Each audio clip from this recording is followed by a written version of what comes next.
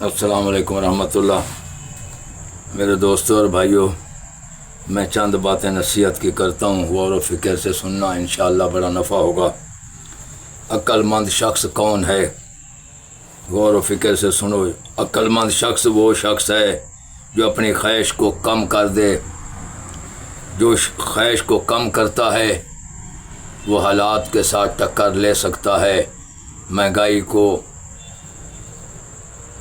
زیر کر دے گا۔ میرے بھائیوں، خواہش ختم کرنے سے مہنگائی سے ٹکر ہوگی۔ مہنگائی سے لڑنے کا حل صرف یہ ہے، اپنی ضرورت پوری کرو، ضرورت سے زیادہ خرچہ نہ کرو۔ میرے بھائیوں، ضرورت بھی کم کر دو، یہ عقل مند شخص ہوگا۔ نمبر 2، جو انتقام نہ لے بلکہ صبر سے کام لے، وہ بھی عقل مند ہے۔ نمبر 3، جو زیادہ سنے اور کم بولتا ہے، دوسروں کی بات سن کر اس پر عمل کرتا ہے۔ نصیحت کرنے والا چاہے مخالف بھی ہو، اگر وہ بات اچھی ہے تو وہ اس کو قبول کرتا ہے۔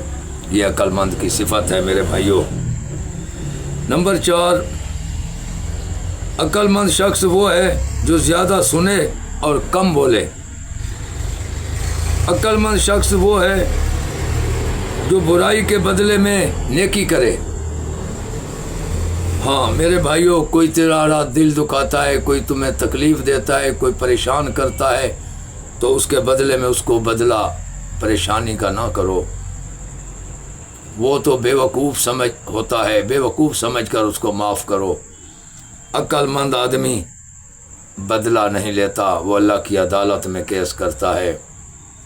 جو کسی کی بے عزتی کرتا ہے، اللہ دیکھتا بھی ہے، سنتا بھی ہے، وہ انسان اللہ کی عدالت میں کیس کرتا ہے تو وہ کامیاب ہو جاتا ہے۔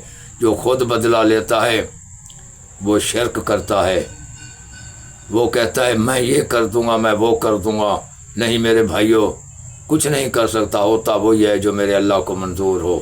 بے شک اللہ سے ڈرو میرے بھائیوں، کسی انسان کو دکھ تکلیف نہ دو۔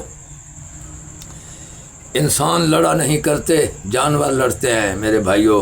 انسان تو انس سے بنا ہے، انس محبت کو کہتے ہیں، اخلاق کو کہتے ہیں۔ میرے بھائیوں، میری بات غور سے سنو، انشاءاللہ بڑا نفع ہوگا۔ جو اپنے احسانات بھول جائے اور دوسروں کی نیکیوں کو یاد رکھتا ہے وہ عقل مند ہے۔